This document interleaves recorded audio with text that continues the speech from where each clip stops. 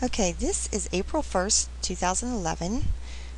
This is non-farm payroll day. We had NFP today that caused quite a bit of movement in the euro dollar. So we're going to take a look at the weekly chart first and what I'm possibly looking at for next week. So for those of you who trade the AB equals CD pattern, I trade them a little differently. But what I'm looking at right now on this weekly chart is an ABC to the upside with the target of 45.68.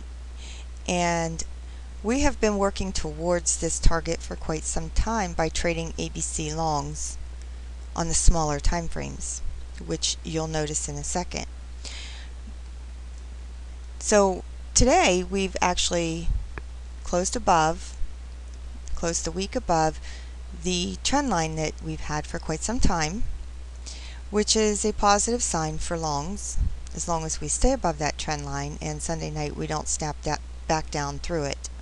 So Sunday night's going to be a deciding factor on how this euro dollar plays out, because if we snap back down below this trend line, then we're looking at possibly a pretty deep retracement.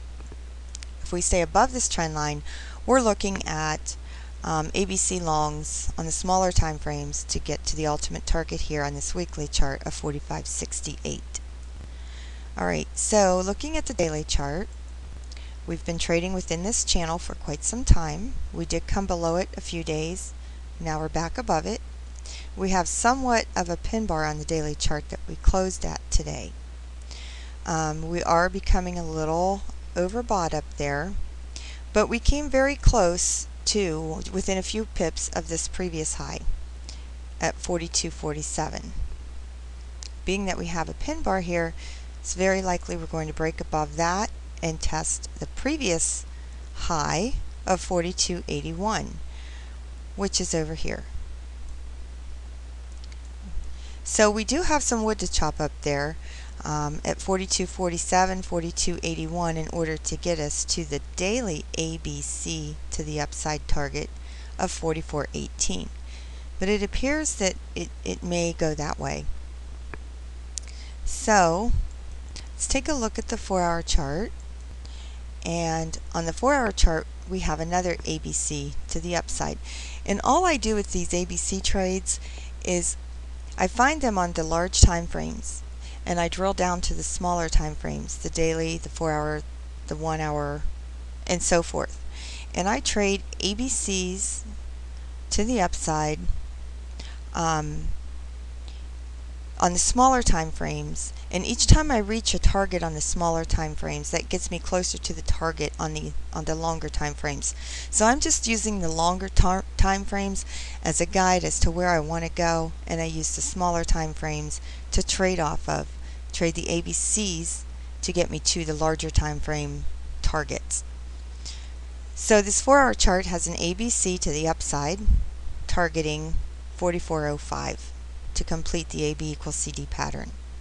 We also have a bull flag, which we closed above the upper trend line.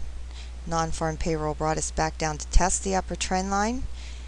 Formed a pin bar with high volume, which is important. A high volume pin bar is important.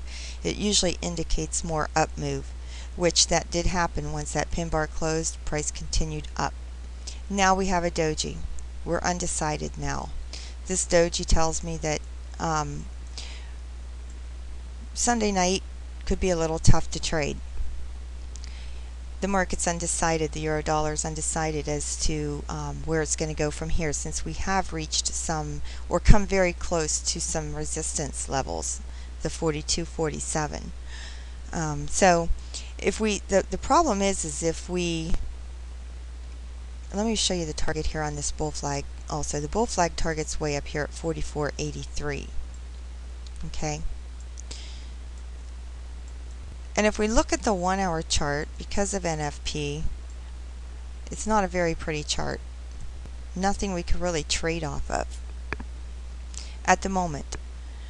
But what I'll be looking for come Sunday is I'll be watching this 15-minute chart on Sunday when the market opens. What would be really nice is to have a gap down. A gap down to test one of these fib levels, fibbing from the most recent low to high.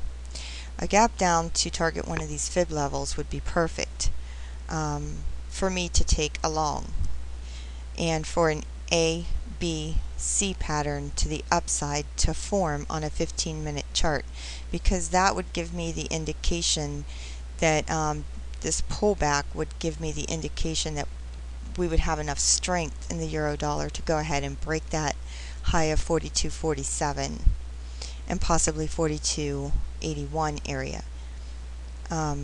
So what I'll be looking for Sunday evening is a possible gap down to test one of these fib levels to form an ABC to the upside, or if there is no gap down, I'll be looking for the market to dwindle down to one of these fib levels, maybe to make a bull flag on the 15-minute chart. I'll be looking for a possible bull flag on a 15-minute chart.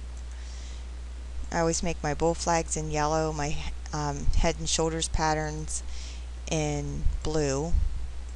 So maybe we'll form a bull flag on the 15-minute chart, or maybe we'll just have a gap down to one of the fib levels to form an ABC long, or maybe we'll just dwindle down to test one of these fib levels, forming a high volume pin bar off of one of these levels, which would give me a signal to buy. So this 15-minute chart will be important to me come Sunday night. Now, if there is no pullback, if we do not form a bull flag, and if we just simply continue up from where the price is now, I probably will wait to take any trades, see where the market's going, and wait for a pullback after that happens. But an ideal situation then is forming a bull flag on a 15-minute, a gap down, testing one of these fib levels, forming a high volume pin bar in order to get me in a long trade. Otherwise, I will set aside and just wait. So this is April 11th. I'm sorry, I'm thinking of something else. April 1st, 2011, Friday evening.